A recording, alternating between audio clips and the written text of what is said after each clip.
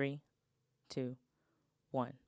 Welcome back to another episode of Unlearned and Reborn, a podcast where old habits are unlearned and new ones are reborn. When my children grow older and they marry and they have families of their own, have y'all ever seen moms that are like, oh, not like attached to their son by the hip, and it's like the son is their husband? Yes, and that is how that gets created because the mother did not make separation between herself and her child, and it's almost like the child, even though they're grown as they are, and they are no longer living with the parent, they have made their own family, they are married now, it's almost like the child is still attached by the umbilical cord when you do that.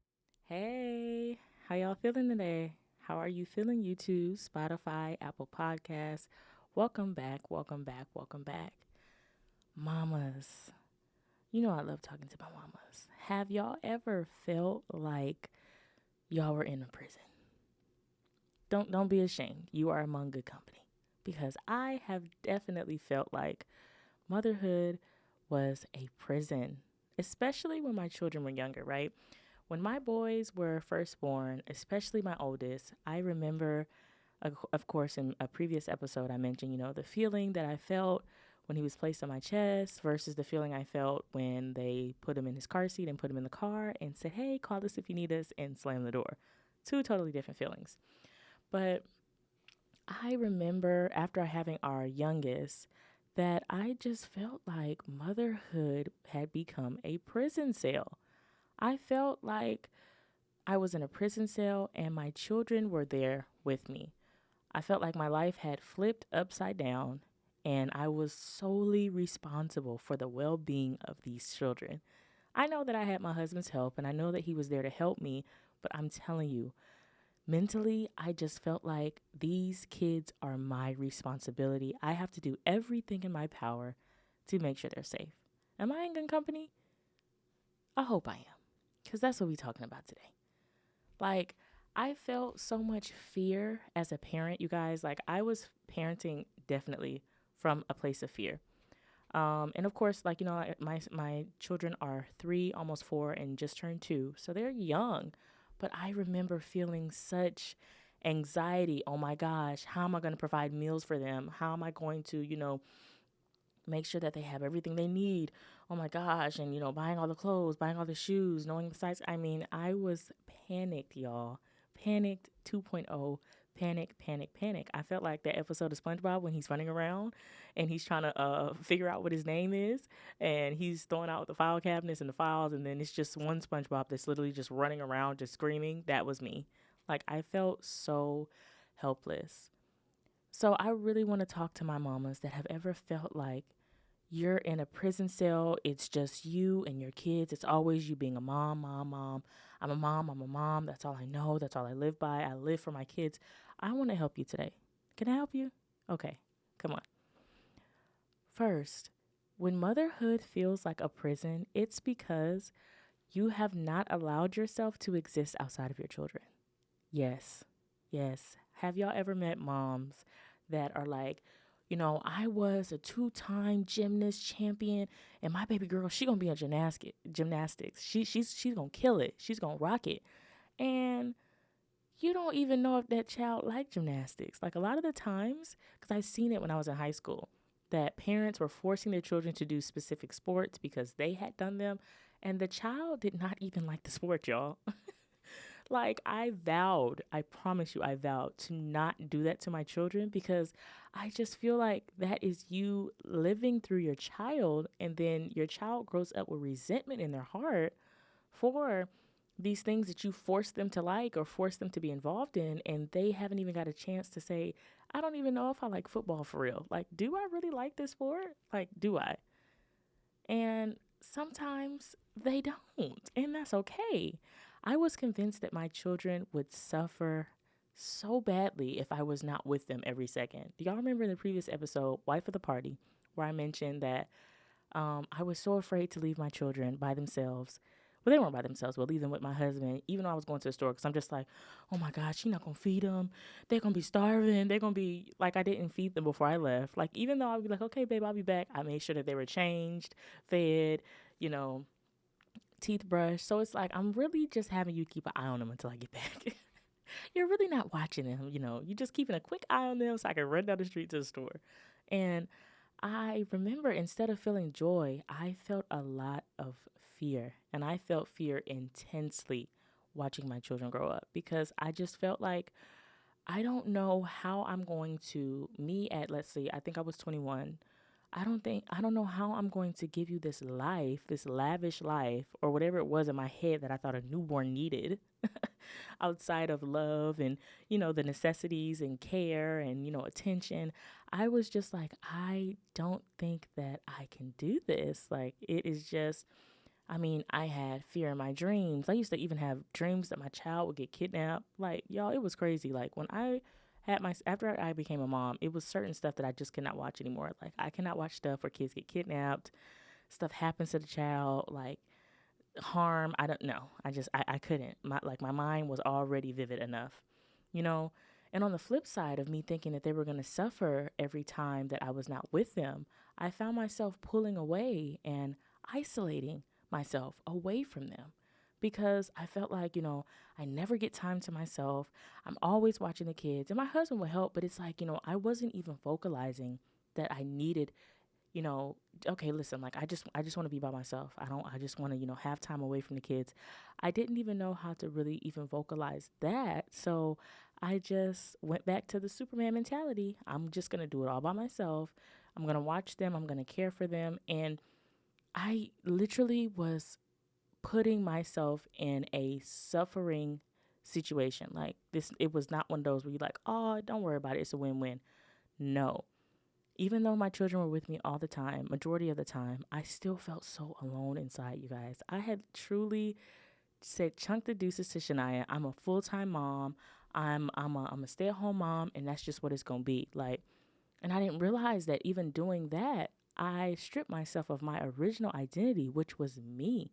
Before I even became a wife, I was Shania. My parents named me Shania. They did not name me wife. They did not name me mother. They did not name me, any of those other accolades that, we achieve in life. Are they great? Absolutely. I enjoy being a mom. I'm so grateful. I love being a wife. I'm so grateful. But that is not me. Like that's just not only me. It's parts of me, but that's not solely like my being. I want to at my core be me, be myself, because then, when my children grow older and they marry and they have families of their own, have y'all ever seen moms that are like, oh, not like attached to their son by the hip and it's like the son is their husband? Yes. And that is how that gets created because the mother did not make separation between herself and her child. And it's almost like the child, even though they're grown as they are, and they are no longer living with the parent, they have made their own family, they are married now. It's almost like the child is still attached by the umbilical cord when you do that. And I'm so glad that I recognized that unrealistic, that unhealthy attachment that I had to my children because I was able to cut it. I cut it, my husband cut it naturally, but I was able to cut it like almost like in a spiritual sense. Like my children will always be mine. They will always be me and my husband's children. Like they will always be our sons forever, no matter how old they get, no matter what they do, all of that. But it allowed me to be able to say, okay, you go here and I can stand here. And I am your mom. I love you. I will be there for you all the time. But I have to start now because, and it's a lot of the times in Black families where the woman, the mom, is treating the oldest like that's her man. And it's like, then when the mom decides to settle down with someone and now the oldest, he feels some type of way because it's like, bro, you've made it to where this is his house per se. And it's just, that's a whole nother episode about, healthy boundaries with your children. But that's something that I realized I had to allow myself to exist outside of my children to get out of that prison cell mentality, right? Another thing, because I was looked at, I found, and I didn't figure this out because until being in therapy and everything with my therapist. But growing up, I said before that there was 5 of us when we grew up. I have 5. My mom has 5 children now, 6. But and we were looked after a lot by like family members or my older sister, at least what I can remember. And I just know that I didn't realize it as a child, but I really valued like quality time. So I definitely remember saying or or holding within myself and not actually verbalizing it until I was an adult, that I would make sure that I was absolutely present in my child's life. Like my mom, she was in ministry a lot, full time, ministry, and she worked and everything like that. So, at times I really felt like, dang, like, she's, I know she's involved, but it's like I just wish that she was like actually like here, with just me more. Like I understand that, I have other siblings, but it's like, I definitely make sure that I make time to spend with each of our children. Because it's like when you always do it, it's a group thing, It's like without you intentionally doing it, you may tend to gravitate to one child more. I know we love to say, "Oh, I don't have no favorites," and I can say that. Yes, could I say, "Oh, who's my favorite child?" Off the top of my head, no. It honestly for me is whoever is listening the most at the time. That's who's my favorite. But it's like I made sure. I realized that because my mom was so busy, throughout, my childhood, she was, like I said, she was there, but I just really felt that detachment. And I didn't realize as I got older and had my children of my own, it almost sent it into overdrive of me. Oh, I'm going to be active in everything. I'm going to be, they're always going to be with me, and I'm always going to, have them right here. And I'm always going to do, these things with them, yada, yada, yada. And I'm glad, even with my husband's parents, because, I think our oldest went away when he was about like 4 months, I think, because no, like 3 months, because my husband had took me to Disney for the first time. I don't think I would have been able to like loosen my grip had he not gone at such a young age. Like he went about, like I said, about 3 months, and and it was only for like a week, but I remember I was sad for like the first 2 days. But what I felt on that third day, y'all, it was like so refreshing. I was like, okay, I can be a mom and take a vacation with my husband. I can be a mom and not always be attached to my child at the hip. And I mean, I'm so grateful for that because it truly helped me further down the line. Braylon would go like sometimes for a week and a half, and or maybe sometimes just 3 days. But it's like I would definitely miss. I still always miss them, but it's like I'm not extremely saddened by the fact that they're away because I know that they're one gonna come back. They're gonna bring them back, and two, I realize that okay, woo, hallelujah, I get a little time for mommy. I get a little time to spend with my husband. I get a little time for Shania. I get to craft uninterrupted. Where are my crafters at? You know how precious it is when you get to craft without somebody knocking on your door, hey mama, or somebody bothering you. It is so amazing when you get to watch your favorite TV show and you get to have your snacks and nobody's asking for some. You get to, do what you want to do, and you don't have to worry about, doing stuff for your children. So that really, really helped me. And I didn't also realize that started a vicious cycle when I was younger of people pleasing, because I always wanted to be the friend that was the one that you could count on. I always wanted to be, the sister or, the daughter, the one that you could always count on for finances or count on, to be a listening ear. It wasn't until I got older that I said, okay, wait a minute. I got to start setting some boundaries because people are starting to run circles around me. And I realized that the people pleasing came from the fact that I just wanted to just be wanted. I wanted to be wanted from my own family. I wanted to be wanted from the family that me and my husband have created. I wanted my sons to, oh my gosh, mommy, I need you, I need you, I need you. And it's like they do need me, but I want them to be able to stand on their own 2 feet eventually. So it's like little by little, I give them, a little bit more responsibility here, a little bit more responsibility there. And it's just a beautiful thing looking at it manifest and be brought to life right in front of my eyes, because I know for a fact that old me would not have been able to do that. Like, no, I want it done. I want them to, just be up under me and just be, right there by my side so they can, be all about mommy. And it's like, I don't mind if they favor my husband more, or they want, when we're at my husband's parents' house and they want to be all with her. I don't mind that anymore. And I never really minded that in the beginning, but sometimes stuff doesn't bother us at first, but it could possibly bother us like in our subconscious. And, I just would always worry like, okay, well, what if the way I'm parenting is not enough? And, something happens and they don't have the necessary tools. And that just goes into my next point. But before I ask that, if you're on YouTube, I want you to comment down below. Have you ever experienced the urge to be a people pleaser? Is that something that you're familiar with? You know someone? Comment down below because I want to know.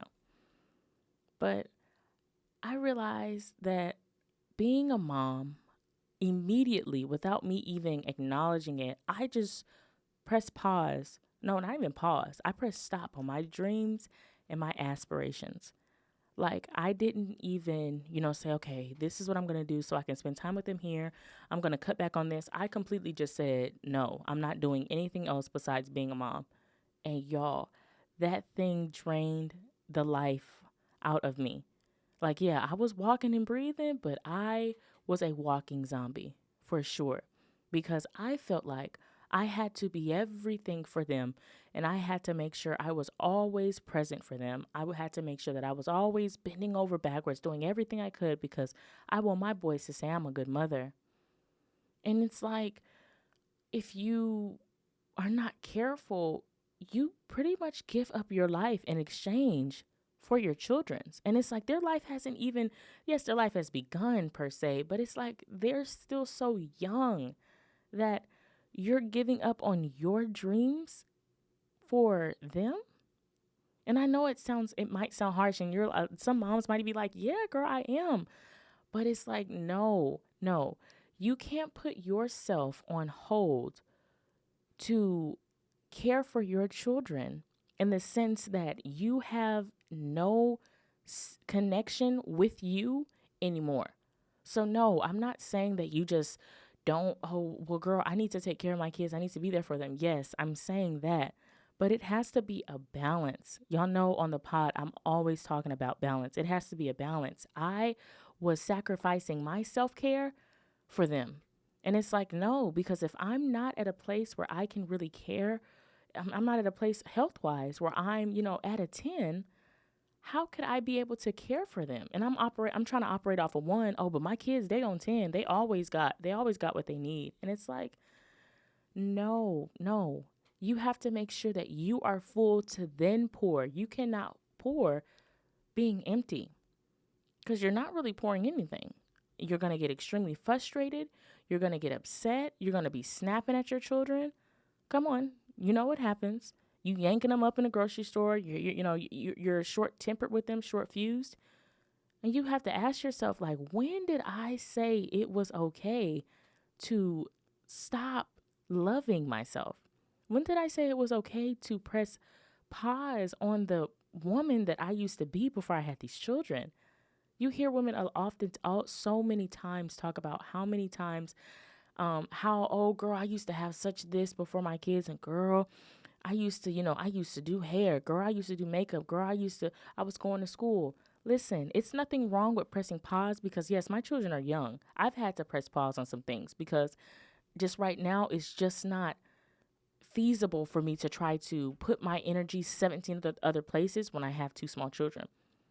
But I had to learn to get involved in other things that did mesh well with my schedule. The podcast, crafting. Because if originally I was saying no to any of that. I was not doing any type of hobby, nothing. I woke up, I got I went to go deal with the boys. And I did that all day. And I would, occasionally eat here and there, occasionally shower. I make sure that my teeth was brushed, tried to make sure my hair was looking decent. And I would just wash, rinse, repeat that cycle over and over and over again. Wondering why, man, I just feel like I don't have a life anymore. Prison cell. I just feel like I can't get out of this cycle. Prison cell.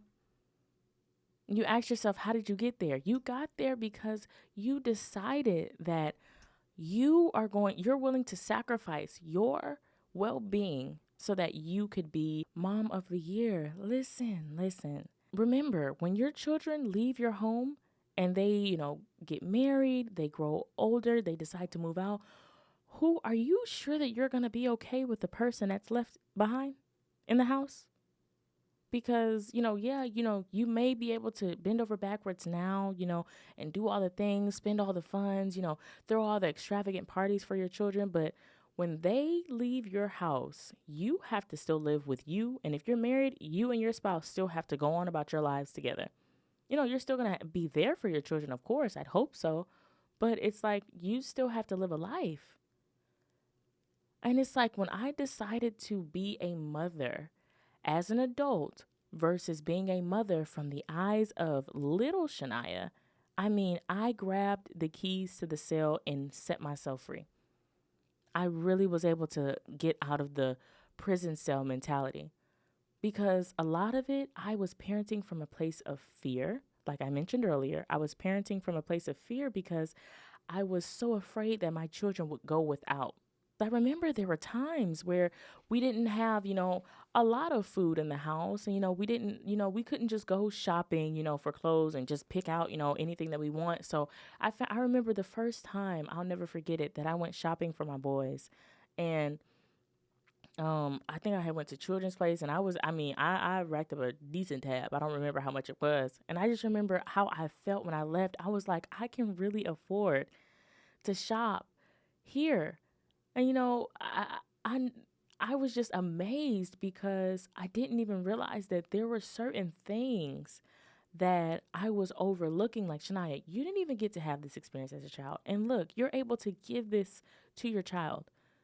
They get to go on trips. They get to Braylon was a traveling baby, okay? Braylon was traveling all over the place. Like, I can't wait till we get them passports and they can actually travel overseas. That's the next checklist. But it's like Braylon was going from here to where my husband's parents live. He was a traveling baby, okay? And it's like, just the things that they were able to have. They have so many toys. They have so many clothes. They are rarely, in need of something. And I remember that feeling that I had as a child, that, man, like I just felt like we were always in need of something. And it's like, I am so fortunate and blessed that me and my husband can give our children things and we are not hurting for it. We can buy them shoes, we can buy them clothes, but I'm telling you, the fear in me came from what I had experienced as a child. And a lot of women are parenting their children from a place of fear. And the fear has come from what they have experienced prior to them becoming a mom. Some of it can even be fear, after you have become a mom. But, the barriers and the things that you have put up in your heart and in your mind, before you know it, you're going to raise your children in this fear that they have no knowledge of. Even if you do explain to them, oh, it's because, I don't want y'all to drive at night because, I was robbed at night. It could be something as simple as that. But even that, you are now using your experience and it's shaping and molding your child's mind to now, unknowing to them, be fearful of that, fearful of, shopping at night. And it hadn't even happened to them. When I figured that out in a breakthrough moment through therapy, y'all, that thing had blew my mind. Like, children's minds are so impressionable.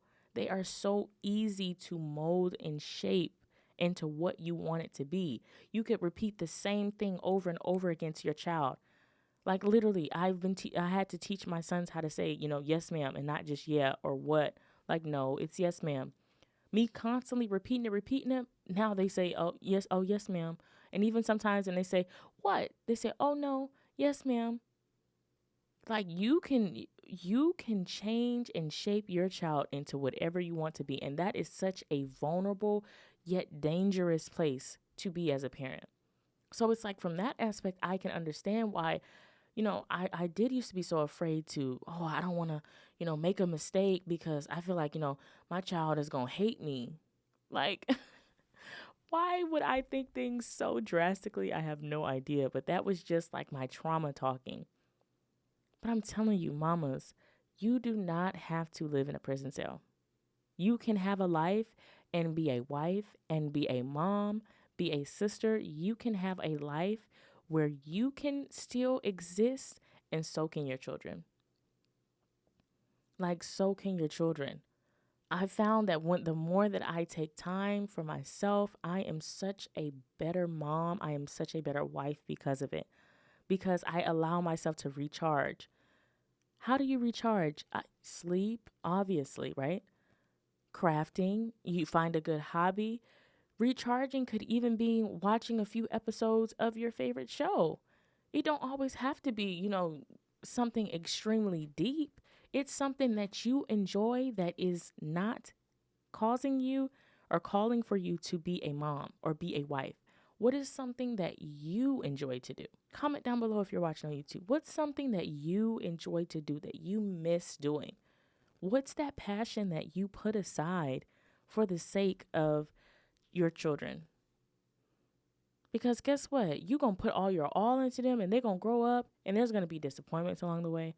They might break your heart along the way, because that's just life, right? But again, like I keep stressing, they are going to move on, whether they move out at 18, 19, 20, whatever the age is. And now you're going to be stuck in the house mourning, acting like, your whole entire life is just upside down. Like, I get it. And I just hope that even though, I hope that when it's my children's time to, move out, that even though I would be saddened because, they've lived with me for 18, 19, 20 years. I'm used to them being here. But that I will have the confidence that me and my husband have instilled in them the correct tools to really succeed at life. That's what I have to stand on. I stand on my faith that God, listen, God, you going to have to help me with this thing. You going to have to help me, with being able to, leave them, for, a few hours. I used to pray that. When I was in the heat of my depression and I was so afraid to leave my children, I would be like, God, just, protect them and watch over them. And like I said, my husband would be the one watching them, but I was just so afraid of the unknown, like they would say. You can have a life. You can get your life back. You don't have to stand in the cell. And the crazy thing about it is you're the one that's holding the key. No one said get in the cell and close the door. Most of us are holding the key to the cell that we put our own self in. And our children are thriving. We have healthy, beautiful children.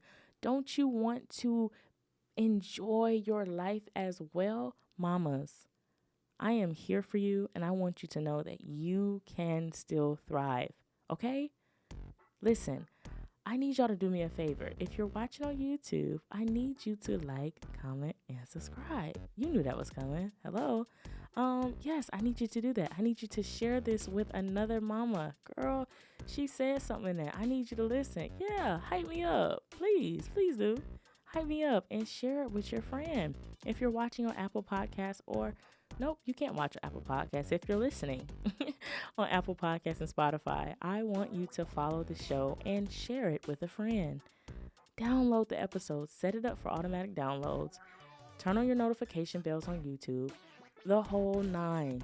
I am so excited. Subscribers are going up. We are on the road to 1,000, y'all. Like, we are on the road to 4,000 watch hours. We are on the road to getting 1,000 downloads for the podcast, all of that. And I'm bringing you along for the ride. I'm so glad that you're here. Mamas, you can do this. Okay?